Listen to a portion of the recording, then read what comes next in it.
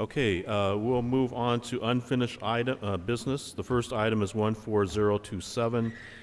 This is a budget amendment for fiscal year 2013-2014. I believe Director Torres has a motion to make. Thank you, President. So I would like to make a motion that we adopt this additional allocation of 1.5 million from unrestricted dollars that is in reserves at this point. And the basis of this was that we expected that 4.5 minus 700,000 was going to go out to the schools, and I understand the restriction or the hesitance based on the fact that we're still dealing with what are the final amounts from LCFF still being modified. I actually would like to hear the public comment. Okay, is there anybody else like to speak at this time? Okay, how many speaker cards do we have, Ms. Floyd? We have 19. Okay, each speaker will have 1 minute. Please call the first 5. Good evening, Samantha Lehman, OCO board member. I have a statement to read. Oakland Community Organizations is a multi-faith, multi-ethnic, and multi-racial network of about 70 congregations and schools representing 40,000 families across Oakland. Our work towards adequate and equitable funding for education and improved opportunities and outcomes for low-income students of color, especially in Oakland's flatland communities, directly connects to our Lifelines to Healing and Citizenship campaign. Through advocating for excellent education that prepares young people to lead lives of economic and human dignity and citizenship.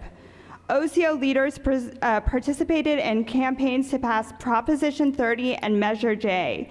We had 800 volunteers who made thousands of calls and knocked on doors, and we turned out 10,000 folks. We also registered 1,000 new voters. Recently, we've worked with Youth Together, Californians for Justice, and Bay Area Plan to pass LCFF. To continue with the credential, I'd like you to know we've gone to Sacramento over a dozen times to advocate for passage of LCFF and the newly adopted emergency regulations. We continue to work as part of a statewide coalition through PICO, California, and with our allied parent, student, policy, and civil rights organizations. Our coalition gave significant input to the emergency regulations and template adopted by the State Board of Education in January 2014. We continue to collaborate with community allies and the State Board as we move forward in implementing LCFF. OCO is part of the state, national, and international PICO network.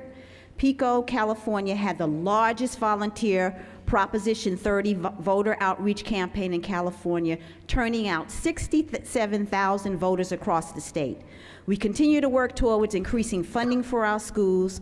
Currently, OCO and EBASI have commissioned a poll to explore voter support for a 2014 ballot measure for high school transformation through equitable linked learning. Thank you. Thank you.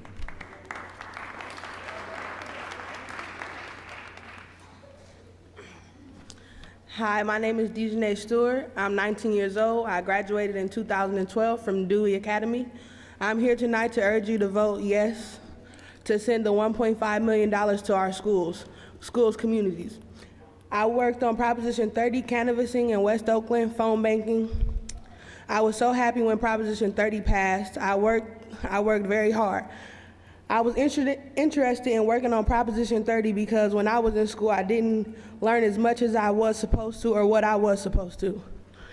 The schools I attended did not have the materials needed, and some teachers didn't care if we learned or not. I faced challenges in school. I was homeless all through high school and wasn't getting the support I needed until I got to Dewey Academy. Teachers understood and took time out to help me and made sure I was doing good in all my classes and made sure to ask about my outside life even if I didn't want to talk. More teachers like that are needed. That's why we need the money to go to our school sites so we can have more teachers who want to understand and work with us. Thank you. Thank you. Hello, I'm Pastor Bill Dixon from At Thy Word Ministries, OCO board member. I graduated in 1983. My daughter graduated in 2006, and we're still having the same problems. Can we send the money where it's supposed to go? to stop fighting over this thing and send the money to the children. Do what you need to do. Do it today. We fought hard to pass this legislation, Prop 30. Do what we ask you to do. You're supposed to be accountable to us. And whatever problems you have, you need to get them fixed so that we stop spending money wastelessly on stupid things such as paying for fines we should be taken care of anyway. Please pass this measure. Thank you. Good evening. My name is Deon Parker. I'm here to urge you to vote yes to send $1.5 million to school sites. Please note this rhetorical question: what is a promise? A few words come to my mind: assurance, insurance, vow, guarantee, consent. Those with a religious capacity might be thinking covenant. But let's keep it simple: obligation. We're finding out words don't hold as much weight as they used to. Our word was our bond at one point in time in our life. The repetition of this setting wraps my memory around Mama's cliche: she could show me better than she could tell me. Talk is obviously cheap because we have to solicit parents for a copy machine. Really. The word today is now, not tomorrow, now. Not next week, now. Not next month, now. The repercussions of not fulfilling this promise now will be devastating. Miguel Cervantes says, delay always breeds danger. To protract a great design is often to ruin it. Fulfill the promise. Thank you for your time. Thank you.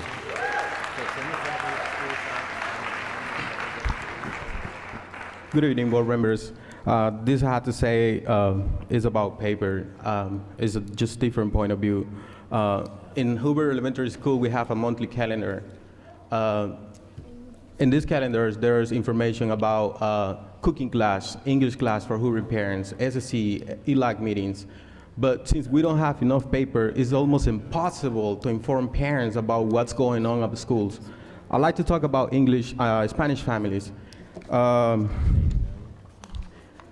If the Spanish families don't know about the English classes, they don't understand English already. So how come they're gonna help their children with the homework? If the children don't get the help they need with their homework, they most likely not going to graduate. If we're not having graduating students, we're not having productive citizens. If we're not having productive citizens, then we have mass incarceration, unsafe neighborhoods, unsafe schools. So this is definitely not the future I want for my children, not only for my children, but the Oakland children. Thank you very much. Thank you. Good evening, board members, Superintendent Yee. My name is Katie Nunez Adler, and I'm a community organizer with Oakland Community Organizations. I'm also a parent in the district. And I wanted to kind of piggyback on what Pacolia was sharing in terms of this issue of collaboration and the kind of work that we have done together. And the we that I'm speaking of is parents and students and community members who have come over and over to collaborate with the district on many things, including what we're working on right now, which is the development of the process around a local control and accountability plan. But we're also partnering around bringing additional resources into our district. Last week, after the previous meeting, when we started talking about that with a group of parents, the level of frustration and pain that was expressed was unbelievable. I actually had to leave this boardroom last time because it was so painful to be here. So we are asking you to fulfill the promise because it is very difficult to continue to work together when those promises are broken. Thank you. Thank you. Okay, roll call, please. On the question to adopt 140207, Director London, Yes. Director Washington, Yes. Director Hinton Hodge, No. Director Dobbins, Director Torres, Absolutely yes. Vice President Harris, Yes. President Kakashiba. Yes. The motion is adopted. Thank you.